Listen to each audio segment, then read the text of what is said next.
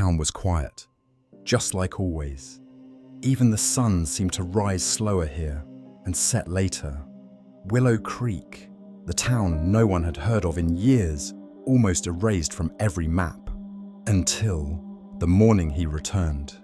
Mr. Hargrove, the teacher who vanished without a trace one night 20 years ago. The first to see him was the town's elderly mailman. Hargrove was standing in front of the old school building, staring at the door that had been locked for decades. He wore a dusty, worn-out trench coat. His hair had turned white, but his eyes were the same, cold, calculating, and remembering.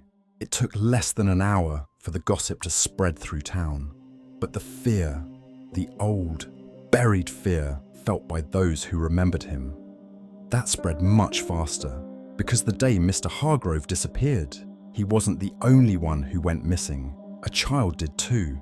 Dylan Whitaker, quiet, withdrawn. He never left school that day, and no body was found, no trace, nothing. As the town whispered about Hargrove's return, something was found in the woods on the western edge, an old notebook, covered in dirt, its pages damp and rotting. But the final page was pristine, and on it, written in red ink, was a single sentence. "He's still here." That summer, Brookvale woke up like it always did. Birdsong echoed through the pine trees in the early hours, and the hum of lawnmowers broke the morning stillness. But something was different. People didn't notice it at first, but later, nothing was ever the same again. The thing about small towns is, secrets don't last long, especially when an abandoned building like the old elementary school is being reopened. When the authorities announced the school would be restored and turned into a community centre, most people called it a blessing. But when the name of a teacher who vanished 37 years ago began to be whispered again, everything changed. "Mr. Heron is coming back," said one of the town's elders to a young woman waiting in line at the butcher's shop. The woman flinched. Her eyes froze for a moment. "But I thought he was dead," she said, her voice trembling. The old man didn't reply. He narrowed his eyes, gazing out the window like he was about to see a ghost from the past. Mr. Elijah Heron was a math teacher at Brookvale Elementary. In the summer of 1988, 1 week after 3 children went missing on a school field trip, Heron disappeared too. The case was closed at the time. It became a local legend, a whispered urban myth. But now, according to the mayor's statement, Heron had resurfaced in a coastal town under his real name and agreed to return to Brookvale. And the strangest part, he was never charged, never questioned.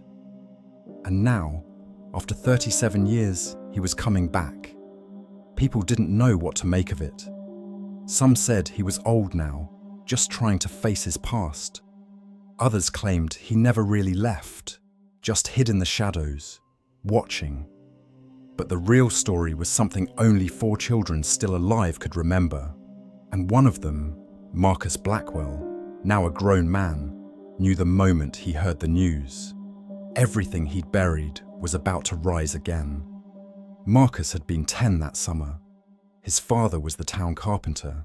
His mother worked at the library.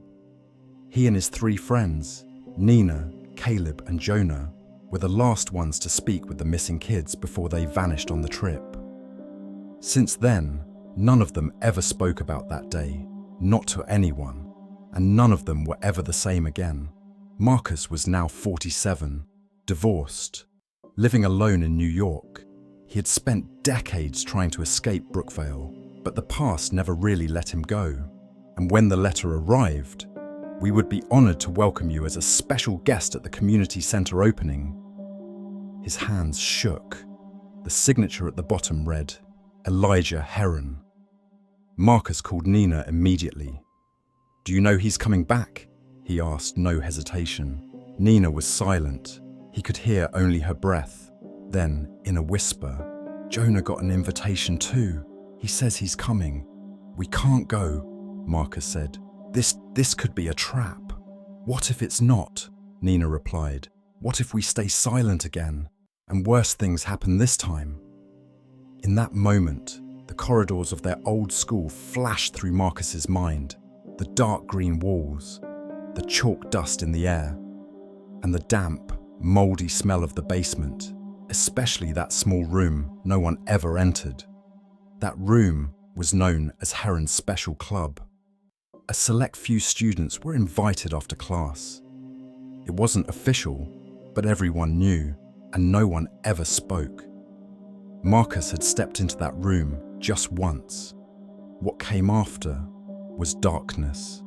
Deciding to return wasn't easy for Marcus, but part of him was filled with a silent fury.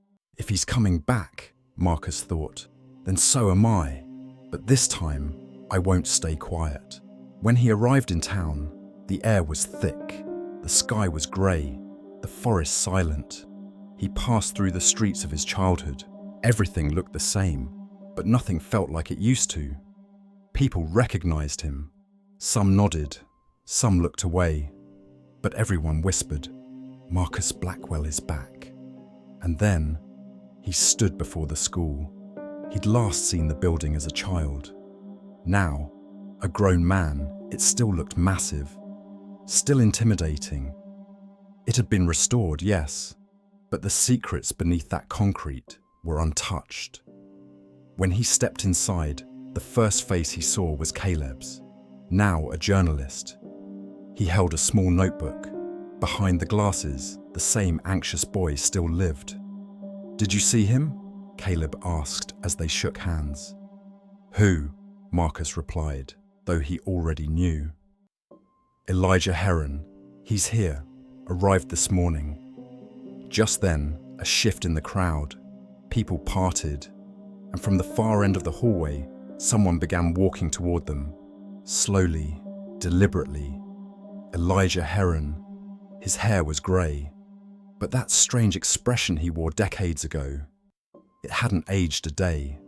He smiled, but something in that smile was off, or maybe too much. Marcus's heart pounded. He almost turned and walked away. But then Heron's eyes locked onto his, and he mouthed the words, "I've been waiting for you." In that instant, everything came rushing back. The sounds he heard in that room, the flickering light of the single lamp, and beneath it, the red notebook lying on the table. That notebook still existed, or it had been returned. And after the opening ceremony, Marcus's path would lead him back to it, back to the place where silence had buried the truth. But this time, the truth was waking up. The rain had stopped, but echoes of droplets still lingered on the wet asphalt streets of the town. Inside the library, Eliza held the letter she had found that morning. The handwriting seemed to date back to just days before the teacher's disappearance all those years ago. But there was no date, only a single sentence at the end. "If you found this letter, things must be out of control. Stop them!" Who were they? And what control had been lost? Eliza felt it deep in her gut. This wasn't just another cold case. The paper had yellowed with age, but the ink was oddly fresh, as if someone had deliberately placed it there for her to find, or worse, as if someone knew she would. At that same moment, on the outskirts of town, inside the abandoned school building, someone else was on the edge of discovering a far quieter truth. Jack had been quietly helping with Eliza's research, and now, with a blueprint he'd uncovered in the town archives, he found himself in the basement of the old school. According to the plans, there was a hidden room, one that officially didn't exist, a hatch beneath the stairs, a shelter no one had ever been shown. When Jack aimed his flashlight at the door, he saw a symbol painted in red, D3. As he opened it, the scent of mold and something older washed over him. The air was damp. The walls were covered in chalk drawings, childlike figures with twisted faces, distorted hands, and scrawled between them. 3 words carved deep into the wall. "He sees us." Jack's throat tightened. He angled his flashlight downward and spotted a rusted tin box. Inside, a trembling handwritten journal and a faded Polaroid. A group of children stood in front of a blackboard, with a woman among them, not Heron. someone else. A teacher no one had ever mentioned. There was no date on the back, only a pencil-scrawled line. The new teacher watches the one who replaces her. Elsewhere, Eliza was following her own trail. One of the oldest townsfolk, Miss Weatherby, had once worked as the school nurse. She could no longer walk, but her memory was untouched. When Eliza entered the room, the old woman shuddered. "Back to that school again," she muttered. "To that darkness, to her name, which should never be spoken." "Who was the teacher, Miss Weatherby?" Eliza asked, almost pleading. "What happened to her?" The woman's lips trembled. "Her name was Veronica," she whispered. "But she didn't belong to anyone. She was part of the school. She was always there. Everyone feared her, but there were no records. She didn't arrive. She didn't leave. She just was." Eliza swallowed hard. "Then why did she disappear?" "Because one child," the woman whispered, eyes distant. "One child saw her real face, and the next morning, that child was gone too." Meanwhile, Jack carefully read through the journal found in the box. It belonged to one of the former students, but as the entries went on, the handwriting grew frantic, broken, until the final pages were written in a completely different style. "Veronica is not just a teacher. She is the bearer of what hides within the walls, the one who calls to shadows. And now, it's time for her return." Just then, Jack's flashlight flickered.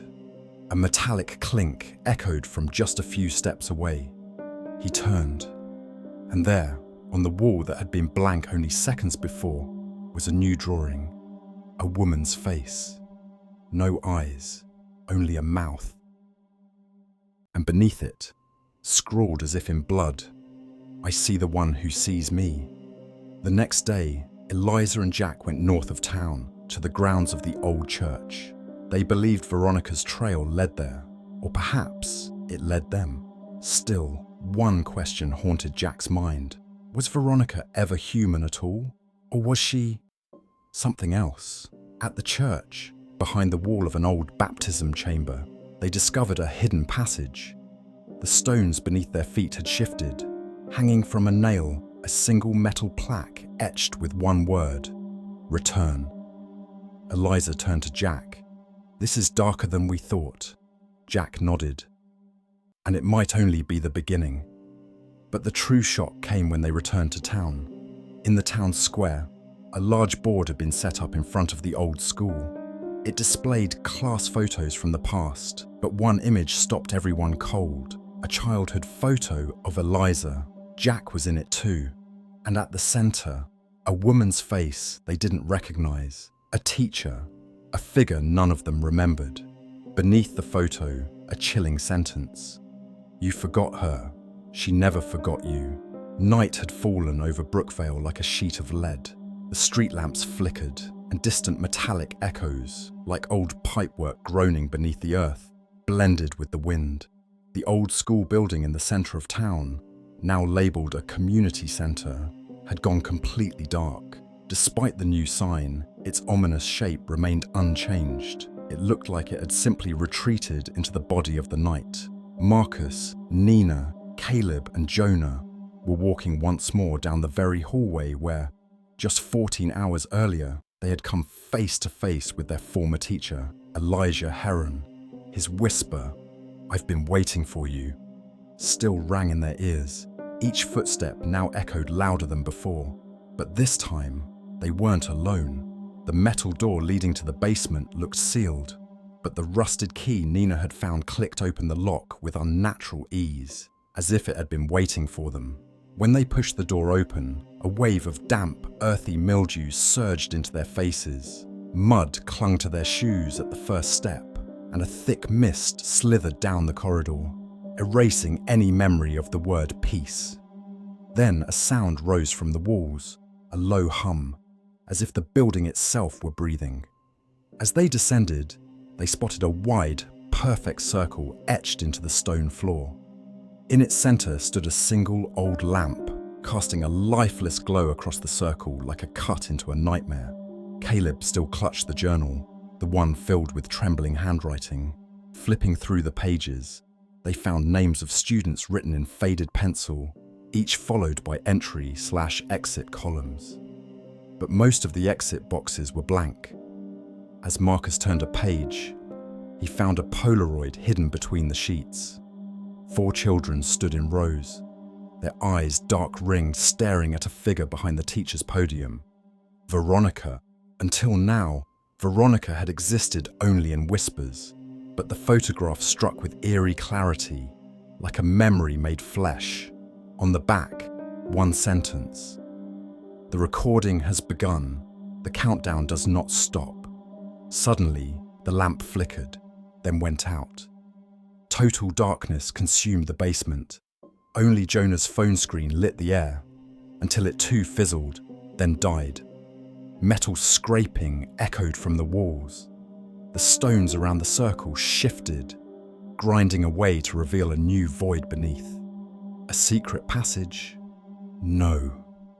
It opened more like something alive, something that wanted to swallow.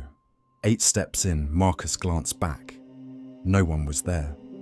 And yet, his breath mingled with another's exhale in the cold air.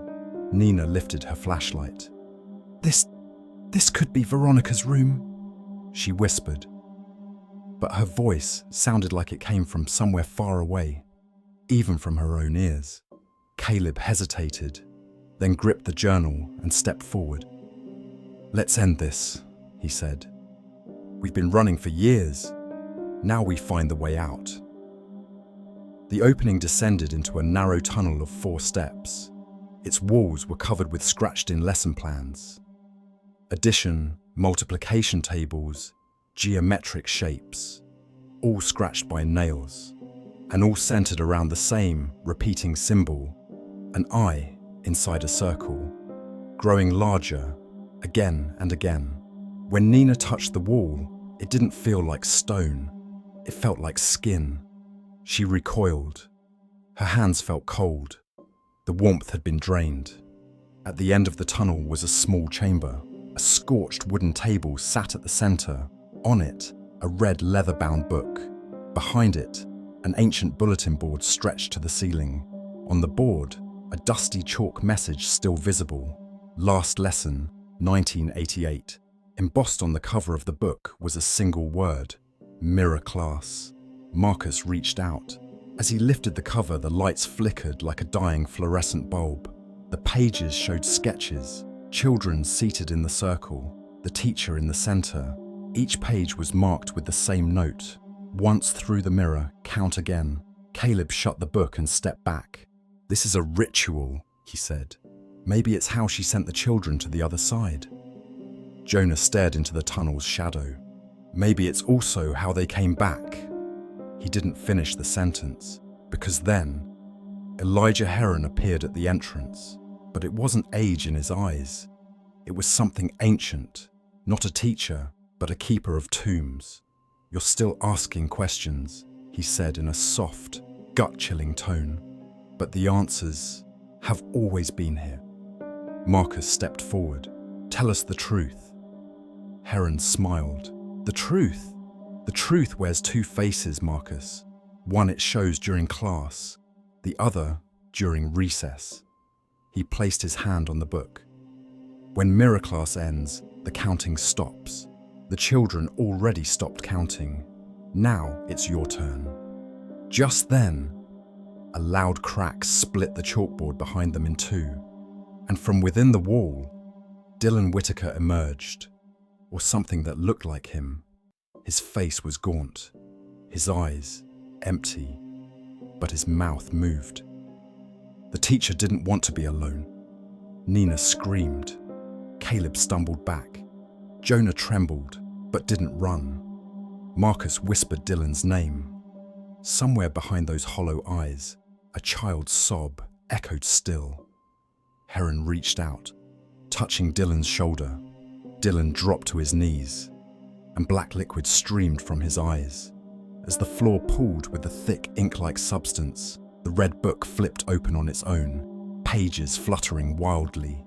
With each turn, the symbols on the wall pulsed, shimmering like liquid instead of stone, and from beneath the table, a whisper rose. One of us watches, one of us consumes. Marcus instinctively stepped back, but Dylan stood and rasped, "Break the mirror." Nina heard him. She turned and spotted an old cracked mirror on the wall, its surface filthy, its frame rusted. Without thinking, she drove the metal key straight into the glass. The mirror shattered like a spiderweb breaking. The chamber quaked. The light flickered. Heron staggered backward. The more the mirror cracked, the dimmer the symbols glowed, until the book's pages froze. Heron screamed, "They'll come back! Who enters the mirror never leaves it behind." Caleb and Jonah pulled Nina away. Marcus grabbed the book. Dylan reached out, gently touched Marcus's arm. "Thank you," he said, "but I belong here." And as the mirror shattered completely, the ground shook. Dust fell from the ceiling. Heron collapsed to his knees, reaching for the book. But it was too late. The symbols faded. The stones trembled. Marcus, Nina, Caleb, and Jonah fled up the stairs, carrying with them Dylan's final gaze. The last sound behind them, Heron's howling voice. "Class isn't over!" As they reached the top, the rear hallway collapsed behind them. Dust engulfed the school. Outside, the first light of dawn painted Brookvale's grey sky with pink. They felt fear, relief, a strange lightness, as if a part of the burden had lifted. Marcus still held the book. Its cover was glowing, warm, but not burning. It pulsed like a heartbeat. Jonah, trembling. "Is it over?" Marcus looked at the book. The embossed letters beneath the title had changed. "Where you think it ends, it begins." Then, siren wails, fire trucks, police, approaching the school. Marcus tucked the book behind the back seat of their car. "It can't be handed over," he said. "This isn't just an ending. It might be a beginning." Nina gave a faint smile. "Then we'll write the next lesson ourselves." Far behind them, rising from the dust of the ruined basement, Elijah Heron's silhouette appeared for a moment, then dissolved back into the fog. As Brookvale lit up with morning sun, no one could say for sure if it was truly over. But on the final page of the book, as they drove away, fresh ink appeared on its own. "The beginning is known, the end is not. Whoever holds the mirror holds the class." And somewhere, in the darkness they left behind, a school bell rang. Once, loud, final,